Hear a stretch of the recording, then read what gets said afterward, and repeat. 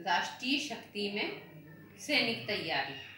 सैनिक तैयारी का महत्व आप सब जानते हैं। सैनिक तैयारी के बिना राष्ट्र की शक्ति हो ही नहीं सकती। आप देखते हैं 1962 के युद्ध में भारत की सैनिक तैयारी नहीं थी। हम भारत चीनी भाई भाई की बातें करते थे, लेकिन चीन पूरी सैनिक तैयारी के साथ आया और भारत की कमजोरी उसने दुनिया को दिखा दी। तो सैनिक तैयारी का महत्व है राष्ट्रीय शक्ति में। और बिना एकदम तैयार सेना के कूटनीति की वही स्थिति होती है जो कि बिना वाद्य यंत्रों के बजने वाले संगीत की। तो सैनिक शक्ति हालांकि राष्ट्रीय शक्ति नहीं है, लेकिन सैनिक शक्ति राष्ट्रीय शक्ति में एक महत्वपूर्ण कारक है। सैनिक तैयारी के ये तत्व हैं: युद्ध तकनीक होनी चाहिए, अच्छी से अच्छी हो, सैनिकों की योग्यता होनी चाहिए, सैनिकों की संख्या और गुण होने चाहिए।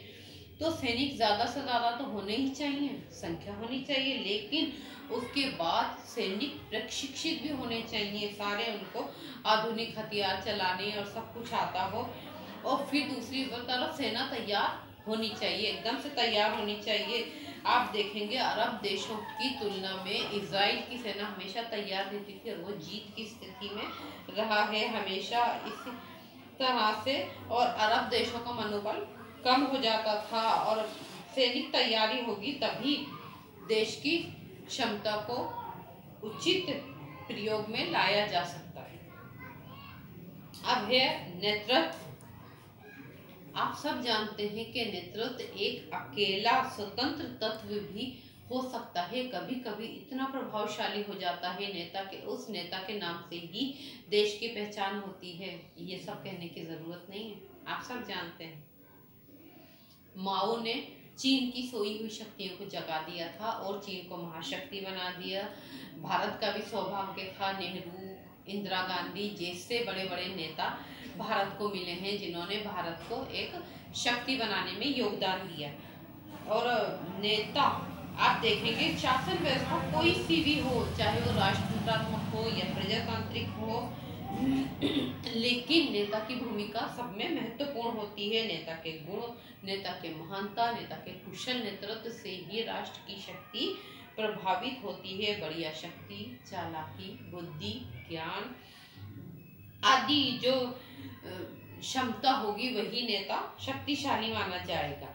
नेता वही होता है जो दूसरों को प्रभावित कर सके, जो अपने सही होने का, अच्छे होने का विश्वास दिला सके, जिसका शुद्ध आचरण हो, जिसका चहुमुखी व्यक्तित्व हो, तभी वो नेता होगा। शांति काल में नेतृत्व न केवल युद्ध काल में बल्कि शांति काल में भी नेता की स्थिति शक्तिशाली होती है। नेता नीति निर्माण करता है, नेता ही अंतरराष्ट्रीय महत्व अपने देश को दिलाता है। नेता उन्नति करता है, देश को उन्नति के शिखर पर ले जाता है। और ऐसा लगता है जैसे कि इस नेता के सामने ही देश शक्तिशाली है। कई बार नेता के मरने पर देश अपने आप को असहाय महसूस करता है। युद्ध काल में नेतृत्व न केवल शांति काल में बल्कि युद्ध काल में नेतृत्व का महत्व और भी ज्यादा बढ़ जाता है। आप देखेंगे ब्रिटेन के जो चर्चिल थे, युद्धकालीन प्रधानमंत्री थे, उन्होंने ब्रिटेन को विजय दिला दी थी युद्ध में। और हिटलर के आविष्कारों को अपनाकर ही अमेरिका और सोवियत संघ ने हिटलर को हरा दिया था। अरब और इजराइल में भी सैनिक नेतृत्व ने ही अरबों को हमेशा पीटा, हराया।